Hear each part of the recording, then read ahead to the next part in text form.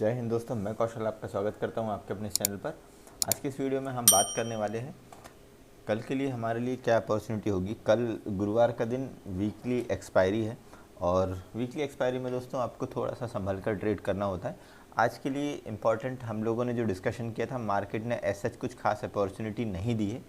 ठीक है, इसको हम जूम कर लेते हैं। बैंक निफ्टी को यदि मैं देखूं तो 15 मिनट की जो पहली कैंडल बनी है, पूरे दिन बैंक निफ्टी ने उसके अंदर ही कामकाज किया है। ठीक है, उसके बाहर नहीं गया। तो बैंक निफ्टी में ऐसा कुछ खास अपॉर्चुनिटी बनी नहीं। हम लोगों ने एक ही ट्रेड लिया था और उस पर हम लोग ने थोड़ा बहुत प्रॉफिट बनाया। उससे पहले मैंने निफ्टी में एक ट्रेड लिया था और उसमें मेरा स्टॉप लॉस हिट हुआ था। ठीक है, अब बात करते हैं कि कल के लिए। उससे पहले दोस्तों हम देख लेते हैं कि मार्केट का स्नैपशॉट। मार्केट स्नैपशॉट में हमको क्या दिखाई दे रहा है। ठीक है, यदि हम मार्केट स्नैपशॉट को देखें तो आज के दिन साइडवेज मोमेंटम रहा है निफ्टी और बैंक निफ्टी दोनों में ही। ठीक है, एफआईआई डीआईआई एक्टिविटी की यदि बात करूं तो एफआईआई ने आज भी बाइंग की है और जो की है लगभग 1061 करोड़ की, और डीआईआई ने जो है वो सेलिंग की है 768 करोड़ की। ठीक है, 0.80 का एडवांस डिक्लाइन रेशियो था। ठीक है, डीआईआई अभी इसलिए भी सेलिंग कर रहे हैं क्योंकि उन्होंने पिछले काफ़ी निचले लेवल से ख़रीद कर रखा है, तो उन लोग की प्रॉफिट बुकिंग होनी भी ज़रूरी है। ठीक है, और यदि हम ब्रॉड मार्केट इंडाइसेस की बात करें तो ज़्यादातर ब्रॉड मार्केट इंडाइसेस में हमको ज़्यादातर इंडाइसेस आपको जो है वो रेड में दिखाई दे रही हैं। सेक्टर वाइज यदि बात करूं तो मिले जुले साइंस आपको दिख रहे हैं। कोई नहीं, हम जो है वो कल के लिए प्रिपरेशन कर लेते हैं। और ओआई की यदि मैं बात करूं तो पीसीआर यदि हम देखें तो निफ्टी में 1.08 का पीसीआर दिख रहा है, और बैंक निफ्टी की बात करूं तो बैंक निफ्टी में 1.09 का पीसीआर दिख रहा है। ठीक है, अब चार्ट पे हम देखते हैं दोस्तों, और यहाँ पर देखते हैं कि हमको किस लेवल पर अच्छी कॉल राइटिंग और पुट राइटिंग दिखाई दे रही है। अभी हमने यहाँ पर ऑप्शन चेन लगा के रखी है 11 अगस्त की, और अभी जो निफ्टी ने क्लोजिंग दी है 17,534 में। ठीक है, तो यहाँ पर आप देख सकते हैं ये कॉल राइटिंग आपको यहाँ पे दिख रही है, ये इंपॉर्टेंट लेवल है। सपोर्ट के लिए यदि मैं बात करूँ तो यहाँ पर आपको अच्छी पुट राइटिंग दिखाई दे रही है। अब 17,500 जो है वो एक इम्पॉर्टेंट लेवल है, क्योंकि यहाँ पर जो है वो कॉल राइटिंग भी अच्छी है और पुट राइटिंग भी अच्छी है। ये मेक और ब्रेक वाला लेवल है। यदि इसके ऊपर मार्केट निकल जाता है, ठीक है, तो आपको अच्छे ऊपर साइड का टारगेट मिल सकते हैं। बट यदि यहाँ से मार्केट नीचे आता है तो फिर इम्पॉर्टेंट ये लेवल्स निकल कर आ रहे हैं। ठीक है, सेम ऐसे ही यदि हम इसको बैंक निफ्टी की बात करें तो बैंक निफ्टी में भी कुछ इसी तरह का सिनेरियो यहाँ पे दिखाई देगा। अभी बैंक निफ्टी ने हमको जो क्लोजिंग दी है वो 38,287 में दी है। यहाँ आप देख सकते हैं 300 वाला जो स्ट्राइक प्राइस है उसमें दोनों साइड हमको अच्छी खासी कॉल राइटिंग और पुट राइटिंग दिखाई दे रही है। ठीक है, तो इम्पॉर्टेंट लेवल है 38,500, 800 और 39,000 के। नीचे साइड की यदि बात करूँ तो 38,000 एक इम्पॉर्टेंट साइकोलॉजिकल लेवल है। ये सारी चीज़ें हम जो है वो चार्ट पर समझते हैं। यदि इसको मैं थोड़े से बड़े टाइम फ्रेम पर देखूं तो यहाँ पर क्या दिखाई दे रहा है कि मार्केट जो है वो वन डे के टाइम फ्रेम पर हम देखें तो मार्केट ने क्या किया है, मार्केट यहाँ से कंटिन्यू हायर हाइज लगाते हुए आ रहा है।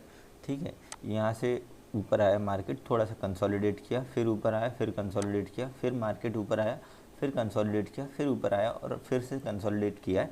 अब इम्पॉर्टेंट ये है यदि मार्केट को इसके और ऊपर निकलना है तो ये कंसोलिडेशन हो गया है। कंसोलिडेशन वाली रेंज यदि बाहर निकलती है तो आपको ऊपर साइड के लिए एक अच्छे लेवल दिखाई दे सकते हैं। ये सारे लेवल्स हम लोगों ने यहाँ पर आइडेंटिफाई किए हैं।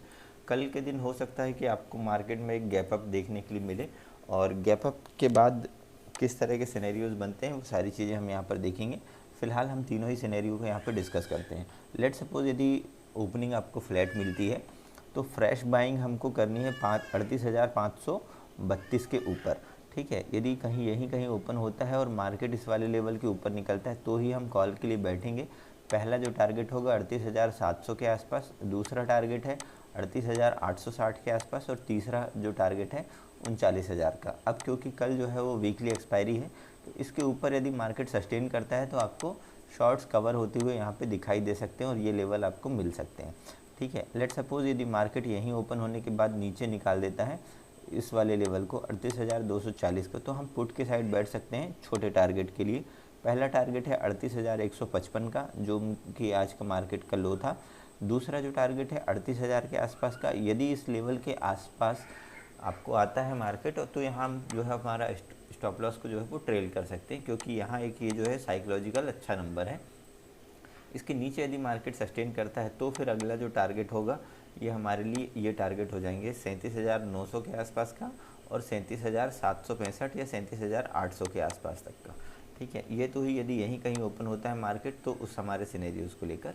यदि गैप अप मार्केट ओपन होता है, लेट सपोज यदि 530 के ऊपर यदि मार्केट ओपन हो जाता है तो थोड़ा सा वेट कीजिएगा, एक रेंज बनने दीजिएगा मार्केट की। उस रेंज को मार्केट यदि ऊपर साइड निकालता है तो हमारे लिए ऊपर के टारगेट यही होंगे, और यदि उस रेंज को नीचे साइड ब्रेकडाउन दे देता है और ब्रेकडाउन देने के बाद वापस मार्केट 500 के नीचे सस्टेन करने लगता है तो फिर हम जो है वो पुट के लिए बैठ सकते हैं इस वाले लेवल के नीचे। पहला टारगेट हमारे लिए ये हो जाएगा, ठीक है, आज की क्लोजिंग के आसपास का। अगला जो टारगेट है ये लो हो जाएगा 38,155 का, और उसके बाद जो है वो 38,000 तक के टारगेट हम कल के लिए देख सकते हैं। उसके नीचे यदि मार्केट आएगा तो लॉन्ग अनवाइंडिंग के चलते आपको ये लेवल्स भी यहाँ पे दिखाई दे सकते हैं।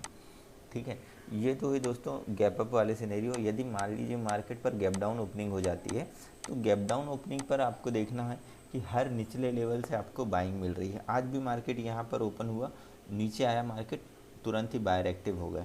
ठीक है, जिससे जैसे मार्केट नीचे आएगा 38,100 या 38,000 के आसपास तो यहाँ पर आपको बायर्स एक्टिव होते हुए दिखाई देंगे। लेट सपोज यदि कल मार्केट 38,000 के आसपास ओपन होता है तो थोड़ा सा वेट कीजिएगा। यदि 38,000 के नीचे मार्केट सस्टेन करने लगेगा प्राइस एक्शन बनाते हुए तो फिर हम नीचे साइड के लिए बैठेंगे। बट यदि यहीं ओपन होने के बाद मार्केट जो है वो इस वाले लेवल को ऊपर साइड ब्रेक कर देता है तो फिर हम कॉल के लिए ही बैठेंगे। पुट साइड अपनी पोजीशंस को छोटी रखिएगा और छोटे टारगेट रखिएगा। ऊपर के लिए हमारे लिए फिर ये वाले लेवल जो है वो खुल जाएंगे। ठीक है, ये तो थी दोस्तों बैंक निफ्टी की बात। अब देखते हैं निफ्टी में किस तरह के सिनेरियोज बन रहे हैं। निफ्टी यदि फ्लैट ओपन होता है तो थोड़ा सा वेट करना है। यदि इस वाले लेवल के ऊपर मार्केट निकलता है, ये है 560 के आसपास 17,560 का, इसके ऊपर मार्केट सस्टेन करता है तो पहला टारगेट है 17,628 का, दूसरा टारगेट है 17,688 का और तीसरा टारगेट है 17,750 के आसपास का। ठीक है, यदि इसके ऊपर मार्केट सस्टेन करता है तो 17,800 के लेवल, 800 साढ़े 800 के लेवल भी आपको दिखाई दे सकते हैं। बट यहाँ यदि इसके नीचे मार्केट आता है जो है 480 के आसपास 17,480 तो हम पुट के लिए बैठेंगे इसके नीचे आने पर। पहला टारगेट मेरे लिए 17,442 का है, दूसरा टारगेट 17,403 का, तीसरा टारगेट 17,350 के आसपास का। इसके नीचे यदि मार्केट आता है तो लॉन्ग अनवाइंडिंग हो सकती है और आपको 17,280 250 तक के लेवल यहाँ पे आपको दिखाई दे सकते हैं। बट अब ये तो हुई फ्लैट ओपनिंग की बात। यदि गैप अप मार्केट ओपन हो जाता है, मान लीजिए मार्केट 600 के आसपास ओपन हो और 600 के आसपास यदि ओपन होता है तो हमको थोड़ा सा वेट करना होगा, प्राइस एक्शन का वेट करिएगा।